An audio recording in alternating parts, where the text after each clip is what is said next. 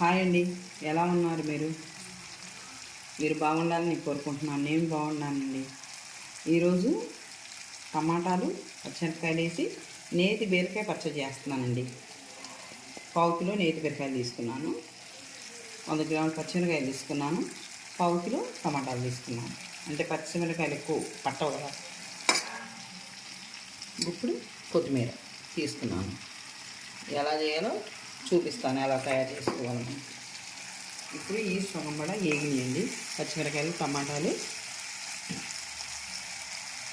ఇప్పుడు బీరకాయ ముక్కలు వేస్తున్నాను. ఎందుకంటేనండి ఇవన్నీ నీరు అయిపోతాయండి, ఊరకనే నీరు అయిపోతాయి బీరకాయలు.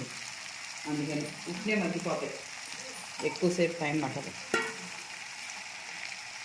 ఇప్పుడు మూత పెట్టేసుకున్నాం. కొంచెం ఇటు కలిపేసి నూనె పట్టాలి కదా, కొంచెం ఇటుకు కూడా మగ్గుతుంది. కొంతసేపు మగ్గనిద్దాం. మగ్గినేయలేదు చూద్దాం. సగపడా మగ్గినాయి, చూసారా ఎలా మగ్గినాయి. కానీ నీరంతా మగ్గాలి. ఇదిగో నీరు ఎక్కాయి. కార్తీక మాసం తినాలి కదండి, అందుకని చూపిస్తున్నా మీకు కూడా. తిన్నోళ్ళు ఉంటే తినండి, మార్కెట్లో అమ్ముతున్నారు, తీసుకొచ్చుకోండి. మీరు నీరు అనేది వెనకాలి. ఆ నీరు అనేది దోశల్లోకైనా బాగానే ఉంటుందండి ఈ పచ్చడి. పచ్చిమిరకాయ పచ్చడి, నేతి బీరకాయ, కొత్తిమీర కాంబినేషన్ చాలా అంటే చాలా బాగుంటుంది. ఇలా మగ్గబెట్టుకోవాలండి, మనం మాడకుండా మగ్గబెట్టుకోవాలి. చూసారా, మాడలేదు అస్సలకి. మాడితే బాగుంటుందండి. ఇప్పుడు ఒక స్పూను, చిన్న గరిటెల నూనె పోసుకోవాలి. 1 స్పూన్ ధనియాలు, కొంచెం జీలకర్ర,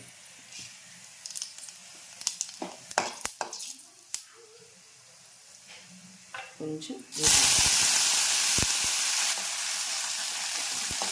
కొత్తిమీర వేసుకోలేదనుకోండి, పచ్చి వాసన వచ్చింది. కొంచెం కాళ్ళల్లో నీరు ఉంటుంది కదా, వాటిల్లో ఉన్నప్పుడు కొంచెం 3-4 రోజులు నిలవ ఉండదు, వాసన వచ్చింది, పెద్ద వాసన. కొంచెం చింతపండు, కొంచెం మగ్గిద్ది. 1 స్పూన్ సుమారు ఉప్పు, ఇందాక పక్కన పెట్టుకున్నాము చింతపండు. ఇందులో రోటి పచ్చడి అంటే రోటి పచ్చడి అండి, రైసర్ వేసుకోకూడదు. ఈ టమాటాలు ఇవన్నీ వేసుకొని పచ్చిమిరపకాయ నలగవండి, అందుకని ఇట్లా వేసుకోవాలి పచ్చిమిరపకాయ. ఇప్పుడు మెత్తగా నూరుకోవాలి. ఇవి ఇలా మెత్తగా నూరేసుకొని ఇవి కొంచెం తీసి పక్కన పెట్టుకోవాలండి.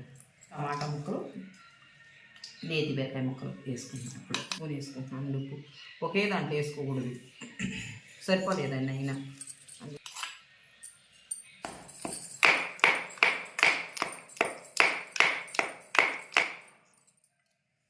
ఇప్పుడు కాస్త చూసాను పచ్చడి మెరిగిపోయింది. ఇలాగా మెత్తగా రోటి పచ్చడి అండి.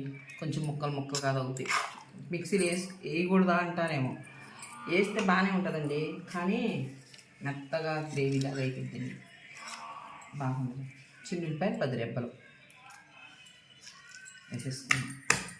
ఇప్పుడు ఇది అది కలిపేసేసి మొత్తం. ఇప్పుడు ఇది కొంచెం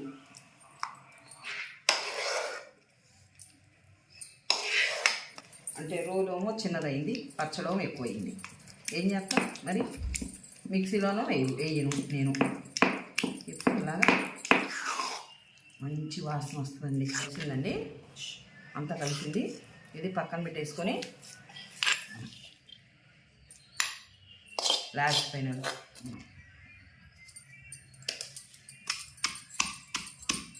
కాస్త ఈ నూరిన పచ్చడి వేద్దామండి. కొంచెం తొందరగా ఉంది.